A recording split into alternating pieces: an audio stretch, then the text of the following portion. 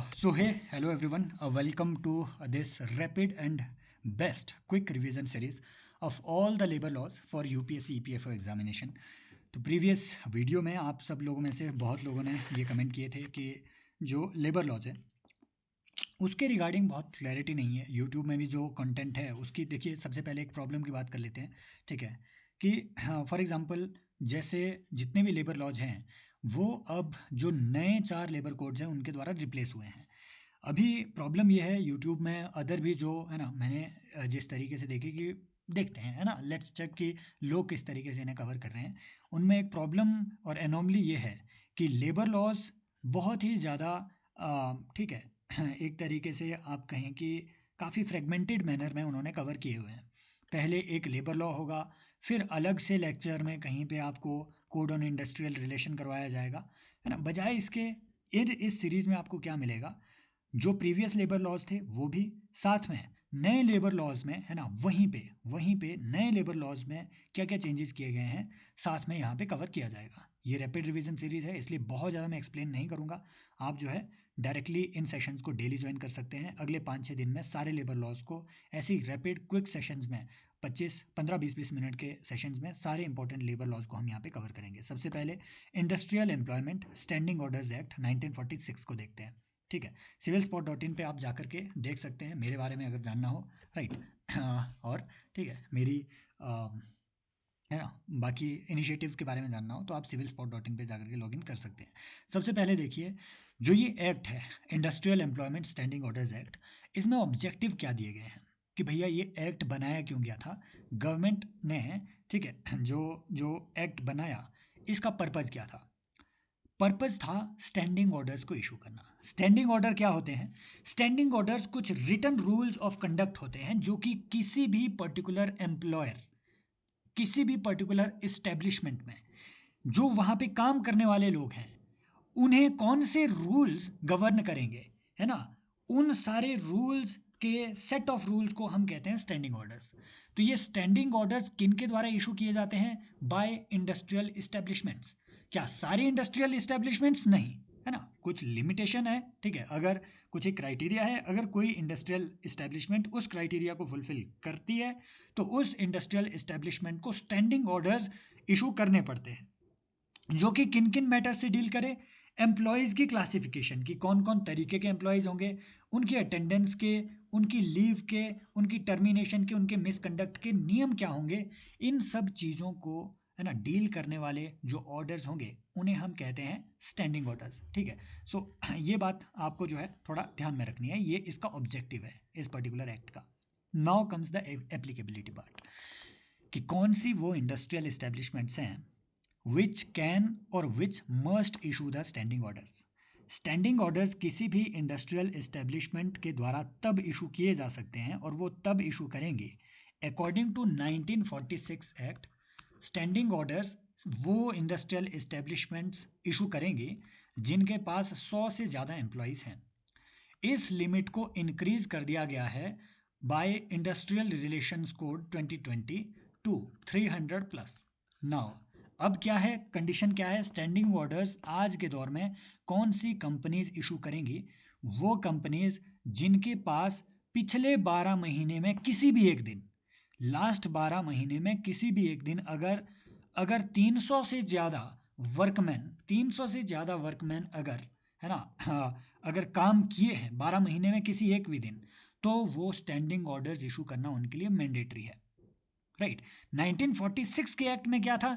100 से ज़्यादा अगर एम्प्लॉयज़ पिछले 12 महीने में कभी काम किए हैं उस कंपनी में तो उन्हें स्टैंडिंग ऑर्डर्स इशू करने हैं। अब ये जो लिमिटेशन है ये इंक्रीज कर दी गई है, ये क्राइटेरिया इंक्रीज कर दिया गया है टू 300 प्लस। तो ये ध्यान में रखना, अगर वो 1946 का एक्ट पूछे तो 100, अगर वो नाउ इंडस्ट्रियल रिलेशंस कोड पूछे तो इसमें हर चीज़ की लिमिट को 300 प्लस रखा गया है, ऑलमोस्ट हर चीज़ की लिमिट को। नाउ क्या ये लिमिट स्टैटिक है इन ऑल केसेस? क्या सिर्फ इतनी ही होनी चाहिए limit? No. Appropriate government, that means central industries जो कि सेंट्रल गवर्नमेंट के अंडर गवर्न होने वाली इंडस्ट्रीज है। फॉर एग्जांपल मान लो कोई कुछ स्पेस से रिलेटेड है, कुछ एटॉमिक एनर्जी से रिलेटेड कोई इंडस्ट्री है, तो उन्हें कौन गवर्न करता है? उन्हें सेंट्रल गवर्नमेंट गवर्न करती है। तो अगर इंडस्ट्रियल इस्टेब्लिशमेंट सेंट्रल गवर्नमेंट के द्वारा रेगुलेटेड है तो सेंट्रल गवर्नमेंट, और अगर स्टेट गवर्नमेंट के द्वारा रेगुलेटेड है तो state government. Appropriate government can extend this limit as well, है ना, extend, it can change this limit to the fewer workers, it can increase this limit according to, है ना, जो भी सर्कमस्टांसिस होगी। अगली बात, क्या इस एक्ट में मॉडल स्टैंडिंग ऑर्डर्स का कोई प्रोविजन है? Yes, act provides for model standing orders. अब ये मॉडल स्टैंडिंग ऑर्डर्स क्या होते हैं? मॉडल क्या होता है? मॉडल माने एक मॉडल बना दिया जाएगा by appropriate government, by central government और बाय स्टेट गवर्नमेंट। एक मॉडल बना दिया जाएगा जिसमें ये बातें लिखी होगी कि भाई, सारी कंपनियों को वो बोल रहे हैं कि भाई, अगर आप क्वालिफाई कर रहे हैं तो जिस तरीके के ऑर्डर्स का ड्राफ्ट हम आपको दे रहे हैं, you can just copy this draft, ये सारे ऑर्डर्स को कॉपी कर लो, है ना। ये मतलब एक मॉडल है, ये एक आइडियल स्टैंडिंग ऑर्डर है। आप इस तरीके का स्टैंडिंग ऑर्डर इशू कर सकते हैं। या तो आप इस मॉडल स्टैंडिंग ऑर्डर को ही अडॉप्ट कर लो, या तो फिर आप जो है इसी नेचर का कोई स्टैंडिंग ऑर्डर आप स्वयं, है ना, स्वयं क्रिएट करो, है ना, स्वयं इस तरीके का कोई स्टैंडिंग ऑर्डर बनाओ। अब इस स्टैंडिंग ऑर्डर में कौन कौन से मैटर्स जो है वो कवर होंगे? 11 मैटर लिस्ट किए गए हैं। सारे आपको याद नहीं रखने हैं, लेकिन आइडिया रखने, है ना, थोड़ा आइडिया रखना है आपको। वो आपसे पूछ सकता है कि स्टैंडिंग ऑर्डर्स में इनमें से कौन कौन से मैटर जो है वो डील किए जाते हैं। तो वर्कमैन की जो क्लासिफिकेशन है कि किस तरीके का वर्कमैन होगा, permanent, temporary, apprentice. Permanent workman के लिए कौन से रूल्स हैं, टेम्पररी के लिए कौन से, अप्रेंटिस के लिए कौन से, ये सारी क्लासिफिकेशन इसमें दी होगी। उनके अटेंडेंस, लेट कमिंग के कौन से रूल है, उसमें क्या है ना, किस तरीके से उन्हें रिप्रिमांड किया जाएगा, क्या पनिशमेंट्स है, ये उसमें लिखा जाएगा स्टैंडिंग ऑर्डर में। Leave, holiday, termination, misconduct, disciplinary action, procedure etcetera, है ना, for the redressal of grievances, ये सब चीज़ें जो है एक स्टैंडिंग ऑर्डर में मेंशन की जाएगी, है ना। ये आपको ध्यान में रखना है, यहाँ से वो सवाल पूछ सकता है। इंपॉर्टेंट बात है, प्रोसेस क्या है, स्टैंडिंग ऑर्डर जो है वो कब इशू किया जाए किसी भी इंडस्ट्रियल इस्टेब्लिशमेंट के द्वारा। तो एक बात ध्यान रखना, जब भी ये स्टैंडिंग ऑर्डर एक्ट, ये जो एक्ट है, जब भी ये एक्ट या 2020 का जो नया इंडस्ट्रियल रिलेशन कोड है, जैसे ही कंपनी क्वालिफाई होती है for the application of this particular act, 1946 के एक्ट में क्या बात लिखी हुई है, जैसे ही कंपनी क्वालिफाई हुई, दैट मीन्स जिस पर्टिकुलर डे में उस कंपनी में 100+ एम्प्लॉयज आए, उस पर्टिकुलर डे से 6 महीने के अंदर, 6 मंथ्स के अंदर, है ना। हाँ, एप्लीकेबिलिटी ऑफ द एक्ट का मतलब, है ना, बिकमिंग एप्लीकेबल का मतलब ये नहीं है कि जब एक्ट पूरी कंट्री में एप्लीकेबल हुआ, नहीं।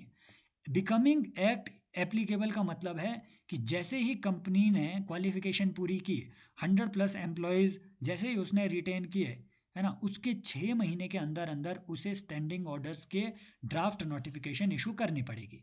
और वो स्टैंडिंग ऑर्डर्स ऐसा नहीं है कि कंपनी के मैनेजर्स ने स्टैंडिंग ऑर्डर इशू किए तो वो एप्लीकेबल हो गए, नहीं। वो सर्टिफाई होने चाहिए, वो ऑथेंटिकेट होने चाहिए बाय अ सर्टिफाइंग ऑफिसर। वो सर्टिफाइंग ऑफिसर कौन होगा? वो सर्टिफाइंग ऑफिसर कोई भी हो सकता है, जिसमें कि labour commissioner, normally regional labour commissioner, assistant labour commissioner, ALC का एग्ज़ाम होता है, इस तरीके के जो ऑफिसर है, वो ऑफिसर अपॉइंट किए जा सकते हैं as certifying officer by appropriate government, by state government और बाय सेंट्रल गवर्नमेंट। किन्हें किन्हें? या तो वो लेबर कमिश्नर होगा नॉर्मली, या assistant labour commissioner, regional labour commissioner, appropriate government, state government या फिर सेंट्रल गवर्नमेंट उन्हें सर्टिफाइंग ऑफिसर के तौर पे नियुक्त कर सकती है। तो होगा क्या, एम्प्लॉयर ने या फिर जो इंडस्ट्रियल इस्टेब्लिशमेंट है, उसने जैसे ही 100+ एम्प्लॉयज़ को रिटेन किया, उस दिन से 6 महीने के अंदर उन्होंने एक ड्राफ्ट स्टैंडिंग ऑर्डर क्रिएट करना है। 6 महीने के अंदर वो सबमिट करना है to a certifying officer. Certifying officer जो है वो चेक करेगा इन स्टैंडिंग ऑर्डर्स को, जो ड्राफ्ट स्टैंडिंग ऑर्डर है उन्हें चेक करेगा कौन कौन से ग्राउंड पे, कि भैया ये मॉडल स्टैंडिंग ऑर्डर्स जो स्टेट और सेंट्रल गवर्नमेंट ने इशू किए हैं, उसके कितने क्लोज हैं इसके प्रोविजन, नंबर 1। नंबर 2, वो प्रोविजन कितने फेयर है और कितने रीजनेबल है। कहीं ऐसा तो नहीं है कि उसमें ये बात लिखी हुई है कि एम्प्लॉयज़ को दिन में या फिर एम्प्लॉयज़ को 70 वीक में 70 आवर्स काम करना होगा, नहीं। अगर ऐसा लिखा हुआ है तो वो रीजनेबल नहीं है ना, और ना ही वो लॉफुल है, राइट। फिर क्यों? क्योंकि भैया जो फैक्ट्रीज एक्ट है उसमें मैक्स टू मैक्स बोला हुआ है कि आपको 48 आवर्स, है ना, पर वीक मैक्स टू मैक्स काम आपको करवाना है। उसके एबव अगर आप काम कराते हैं तो ओवर टाइम पेमेंट आपको लेनी है। समझ रहे हो बात को, है ना। 8 छिके 48, हाँ ठीक है, समझ रहे हो। आफ्टर दैट देखिए, after hearing both the parties officer, both parties माने जो एम्प्लॉयर है और जो एम्प्लॉयज़ की एसोसिएशन है, उन दोनों की हियरिंग लेकर के जो ऑफिसर्स हैं, जो सर्टिफाइंग ऑफिसर है, वो उन स्टैंडिंग ऑर्डर्स को सर्टिफाई करेंगे, है ना, after hearing both the parties. तो ये बात आपको इसमें ध्यान में रखनी है। फिर देखिए डेट ऑफ ऑपरेशन क्या होगी। स्टैंडिंग ऑर्डर्स मान लो इशू कर दिए, है ना, वो सर्टिफाइंग ऑफिसर ने सर्टिफाई कर दिए। हो सकता है कि इनमें से किसी एक पार्टी को ग्रीवियंस हो इससे कि नहीं नहीं यार ये स्टैंडिंग ऑर्डर गलत बन गए, तो वो अपील कर सकते हैं भाई, वो उन स्टैंडिंग ऑर्डर्स के अगेंस्ट अपील कर सकते हैं। अपील किसके पास की जाएगी? नॉर्मली लेबर एपेलेट ट्रिब्यूनल के पास। वो labour appellate tribunal central government भी कॉन्स्टिट्यूट कर सकती है, स्टेट गवर्नमेंट भी कॉन्स्टिट्यूट कर सकती है, है ना। यूजुअली लेबर एपेलेट ट्रिब्यूनल के पास ये अपील की जाएगी with in 30 days of certification. 30 दिन के अंदर अंदर ये अपील करनी पड़ेगी। अगर अपील कर दी गई है, अगर अपील कर दी गई है, तो अपील पे जो ट्रिब्यूनल का डिसीजन होगा उसके 7 दिन के अंदर वो जो, है ना, अपील के बाद वाले ऑर्डर्स है, जो ट्रिब्यूनल के डिसीजन वाले ऑर्डर है, वो एप्लीकेबल होंगे विद इन 7 डेज।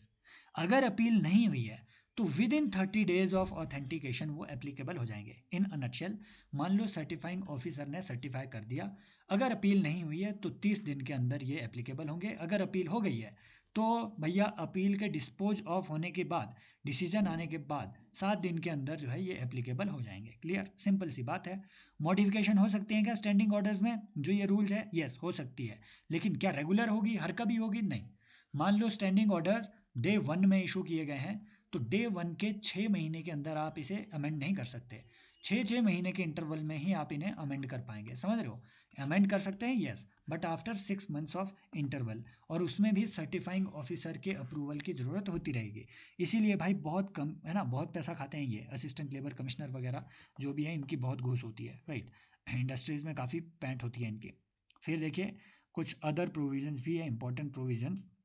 वो ये कि जो स्टैंडिंग ऑर्डर्स मान लीजिए इशू किए गए हैं, वो स्टैंडिंग ऑर्डर्स मैंडेटरली पोस्ट किए जाने चाहिए by the company, by the establishment. जो भी ठीक है, जो भी एंट्रांस है इस्टेब्लिशमेंट का, उसमें इंग्लिश में और लोकल लैंग्वेज में। वो आपसे सवाल पूछेगा कि कौन कौन सी लैंग्वेज में पब्लिश करना ज़रूरी है, हिंदी और लोकल लैंग्वेज, दूसरा इंग्लिश और लोकल लैंग्वेज नहीं, इंग्लिश और लोकल लैंग्वेज में वो पब्लिश करना ज़रूरी है एंट्रांस पे, गेट पे, ताकि एम्प्लॉयज़ को पता हो कि भैया ये हमारे ऊपर स्टैंडिंग ऑर्डर्स लागू होते हैं। इन स्टैंडिंग ऑर्डर्स का नेचर बाइंडिंग है, एक बार अगर ये एक्सेप्ट हो गए तो इनका नेचर ग्रुप बाइंडिंग होगा। और अगर कोई भी मिसकंडक्ट पाया गया, मान लो जो एम्प्लॉयज़ हैं वो आ नहीं रहे हैं, लेट आ रहे हैं, उन्होंने कोई अब्यूज़ कर दिया है, एब्सेंस है उनकी, थेफ्ट किया हुआ उन्होंने, तो उन पर डिसिप्लिनरी एक्शन लिया जाएगा। लेकिन उसके लिए प्रॉपर इंक्वायरी क्रिएट करना, वो है ना, कॉन्स्टिट्यूट करना, वो मैंडेटरी है। इंक्वायरी मैंडेटरी है, क्यों? ताकि उसे नेचुरल जस्टिस दिलवाया जा सके। नेचुरल जस्टिस माने principle of natural justice says कि नो बडी शुड बी, ठीक है, पनिश्ड अनहर्ड, कि किसी भी आदमी को पनिश नहीं किया जाएगा without hearing his his side of the story. तो भाई इसके लिए इंक्वायरी प्रोसीजर मैंडेटरी किया गया है। Only after the inquiry misconduct पे कोई डिसिप्लिनरी एक्शन लिया जा सकता है। तो कुछ एक जो लर्नर है वो पूछते हैं कि आपका कोई 1-on-1 मेंटरशिप प्रोग्राम चलता है सिविल सर्विसेज के लिए? ठीक है, देखो पहले मैं एडवर्टीजमेंट भी कर लेता हूँ, है ना। इसके एक दो प्रोविजंस बचते हैं, उनको थोड़ा, है ना, बाद में डिस्कस करेंगे। 1 मिनट के ऐड है मेरे ही सारे कोर्सेज से रिलेटेड, civilspot.in पे जा करके ये सारे कोर्सेज आप एक्सेस कर सकते हैं। कईयों ने पूछा था कि 1-on-1 मेंटरशिप है। हाँ, ये जो कोर्स है ये 1-on-1 मेंटरशिप का ही है। मेंस के लिए बेसिकली ये मेंस एनरिचमेंट प्रोग्राम है। डेली इसमें लाइव आंसर राइटिंग होती है, डेली लाइव इवेल्युएशन मैं खुद करता हूँ, है ना, इन पर्सन इवेल्युएशन करता हूँ, बताता हूँ कि आपको जो है, ठीक है, ये लाइन अगर आपने नीचे लिखी है तो इसे थोड़ा ऊपर लिखिए, एरो ऐसे नहीं तो ऐसे बनाइए, है ना, मतलब कुछ भी चीज़ें हो प्रेजेंटेशन में ये खामियां हैं, वो सब चीज़ें। तो personalised evaluation etcetera, mentorship etcetera, इसमें लाइव सेशंस के थ्रू होती है। और डेली कंटेंट एनरिचमेंट के सेशन। कंटेंट एनरिचमेंट तो क्या, हम तो बेसिक से ही शुरू कर रहे हैं, ये सारी चीज़ें, है ना, बेसिक से ही कवर कर रहे हैं, तो 360 डिग्री मेंस का कवरेज इसमें हो रहा है। तो दूसरी बात ये है सबसे इंपॉर्टेंट फ्लैगशिप इनिशिएटिव, ठीक है, you are learning it from someone who has cracked this exam 4 times already, ठीक है, प्रीलिम्स एग्ज़ाम। सो प्रीलिम्स का पंचनामा ये हमारा फ्लैगशिप कोर्स है, लास्ट ईयर भी है ना ये काफ़ी चला था, काफ़ी लोग इसमें एनरोल हुए थे, 2026 के लिए भी है। कॉम्प्रिहेंसिव PYQ रिसर्च इसमें की गई है, ठीक है। वो कैसे कि भाई हाँ, और जो EPFO में भी अभी है ना, या फिर जो CDS CAPF वगैरह की भी तैयारी कर रहे हैं वो इस कोर्स में एनरोल हो सकते हैं। इसमें थीम वाइज सारी चीज़ें पूरा GS डिस्कस किया गया है।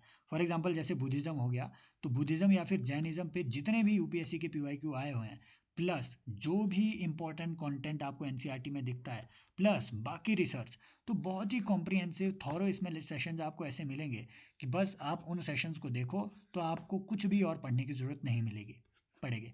करंट और है ना स्टैटिक से लिंक करके ये सारी चीज़ें यहाँ पे की गई है। कईयों ने पूछा है कि डिस्काउंट कूपन ओपन है। हाँ, अभी ओल्ड 10 करके ये डिस्काउंट कोड है, आप इसे अप्लाई कर सकते हैं, ठीक है। और ये पहले कुछ ही लर्नर्स के लिए है, हो सकता है 8 दिन के बाद 10 दिन के बाद ये एप्लीकेबल ना हो, है ना, तो वहाँ अगर आप उस टाइम यूज़ कर रहे हैं तो हो सकता है ये कोड एप्लीकेबल ना हो।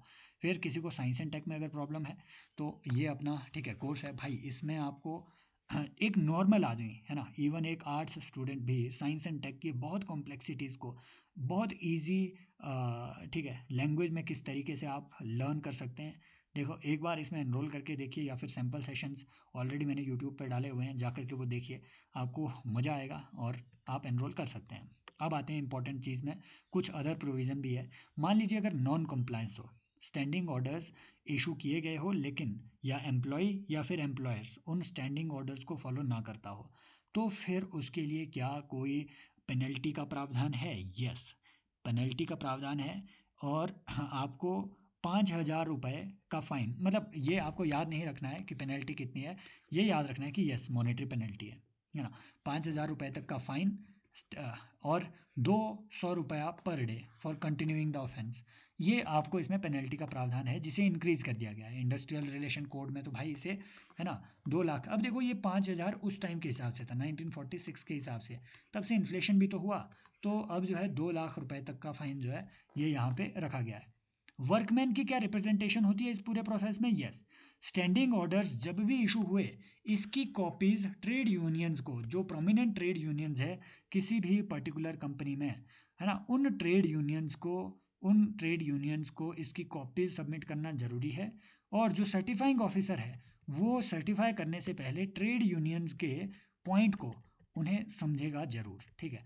तो ये भी आपको ध्यान में रखना है। फिर देखिए इसमें वर्कमैन की कुछ कैटेगरी डिफाइन की गई है कि भैया कुछ परमानेंट वर्कमैन होंगे, कुछ प्रोबेशनर, टेम्परेरी, कैजुअल, बदली और अप्रेंटिस। देखिए सवाल यहाँ से क्या बनेंगे, सिंपल सवाल वो यहाँ से ये बनाएगा कि परमानेंट तो आएगा ही आएगा, वो ऐसे बनाएगा कि वर्कमैन की कौन कौन सी टाइप की क्लासिफिकेशन दी गई है 1946 के स्टैंडिंग ऑर्डर एक्ट में। क्या probation as a workman recognise किया गया है? क्या प्रोबेशनर एक वर्कमैन के तौर पे रिकॉग्नाइज्ड है? क्या कैजुअल वर्कर को उसमें रिकॉग्नाइज किया गया है ना? क्या अप्रेंटिस एक वर्कमैन के तौर पे रिकॉग्नाइज्ड है? यस। ये कुछ क्लासिफिकेशंस है जो यहाँ पे दी गई है ना। और अगर आपको इसकी PDF चाहिए तो इस चैनल को आप ज्वाइन कीजिए, ठीक है। इसका लिंक आपको डिस्क्रिप्शन में भी मिल जाएगा, या फिर ये कोड जो है आप यहाँ से कॉपी कर सकते हैं, ठीक है। ये अपना छोटा सा चैनल है, आप इसे ज्वाइन कर सकते हैं। ये सेशन कैसा लगा कमेंट सेक्शन में ज़रूर बताइए, मैं तभी इन्हें कंटिन्यू करूँगा, है ना, अदरवाइज़ नहीं, right. If you don't support then है ना मेरे लिए कोई इंसेंटिव बच नहीं जाता है। So you can share this session with your friends, है ना, फेलो एस्पिरेंट्स एटसेट्रा। अगर आपको अच्छा लगा, है ना, ये PPT कैसी लगी पहले तो ये बताओ भाई, मैं इसमें काफ़ी मेहनत कर रहा हूँ इन चीज़ों में। सो है ना, यू शुड सपोर्ट इट, है ना, to some extent. I am not asking कि भाई ये कर दो वो कर दो वो कर दो, no.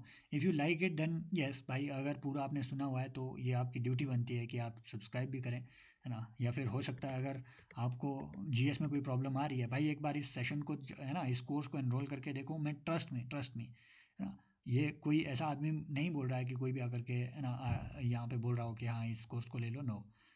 This is the person who has cracked this exam every time, है ना, विद डिसेंट मार्जिन, ठीक है, 110+ मार्क्स। तो जो चीज़ें, ऐसा नहीं मैं कह रहा हूँ, ये फ्लॉन्ट नहीं कर रहा हूँ, बट एटलीस्ट ये है कि भाई यहाँ पे ऐसा नहीं है कि आपको कुछ भी चीज़ परोसी जा रही है, नहीं, ठीक है। जो चीज़ें मेरे लिए काम की है वही इसमें आपको इस पूरे पूरे सीरीज़ में, इस कोर्स में आपको मिलेंगे, ठीक है। So thank you so much, take care, bye bye, as always love you all. और ज़रूर बताइए कमेंट सेक्शन में कि ये सेशन आपको कैसा रहा। Take care, bye bye.